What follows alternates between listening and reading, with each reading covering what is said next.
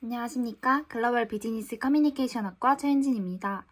저는 이번에 익명성이라는 주제로 발표를 시작하도록 하겠습니다. 주제는 사이버 공간에서의 익명성입니다. 사이버 공간 속에서는 익명성, 결집성, 빠른 망각 등의 속성을 나타내고 있는데 그등 익명성으로 인해 발생하는 문제들이 있습니다. 우리가 생활하고 있는 현실 세계와 달리 있는 그대로의 모습을 상대방에게 드러내지 않아도 되는 정보사회에서의 익명성은 대중들에게 큰 매력으로 느껴집니다.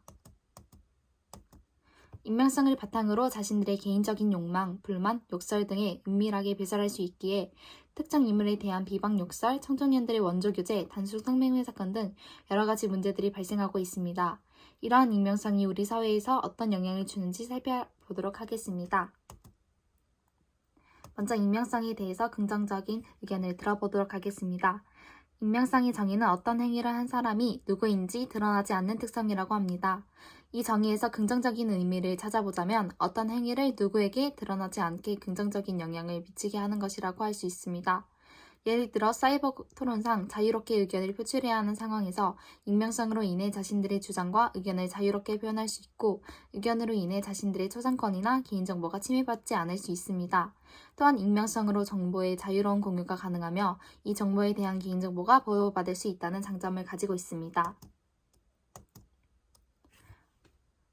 익명성이 갖는 가장 직접적인 효과는 수월한 자기 고백입니다. 자기 노출, 자기 표현이라고도 할 수 있습니다. 이러한 자기 고백은 그 자체의 사람의 스트레스를 완화시켜주거나 심리적인 문제를 스스로 해결할 수 있도록 도와줍니다. 익명성이 보장 반대 의견을 보도록 하겠습니다. 많은 사람들이 부러움과 시선을 받고 그저 삶이 행복할 것만 같았던 연예인, 현재 많은 연예인들이 꽃다운 나이에 생을 마감하고는 합니다. 그들은 왜 스스로 목숨을 끊었을까요? 2008년 10월 2일 한국 유명 배우 최진실 씨가 스스로 목숨을 끊어 사람들의 안타까움을 표현한 사건이 있었습니다. 그녀가 스스로 목숨을 끊을 이라고는 전혀 알 수 없었습니다. 그녀가 스스로 목숨을 끊은 이유는 무엇일까요? 바로 사람들이 그녀에게 무심코 던진 악플 때문이었습니다. 최진실 씨에게는 무심코 던진 악플일 수 있었겠지만 그 악플들이 빗으로 날아와 가슴에 깊은 상처로 남았을 것 같습니다. 악플이란 게 무엇이길래 최진실 씨를 죽음으로 몰아간 것일까요? 사람들이 악플을 썼을 때 아마 최진실 씨에게 이러한 일이 일어날 의도는 아니었을 것입니다. 단지 비난하는 글일 뿐이었고 호기심에 쓴 글일 수도 있었겠지만 그녀에게는 비수일 뿐이었습니다.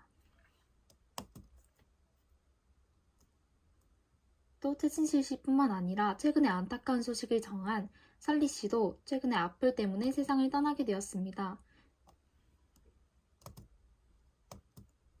또 최근에는 유튜버의 관심이 높아져 유튜버의 인기도 큰 이슈가 되고 있습니다.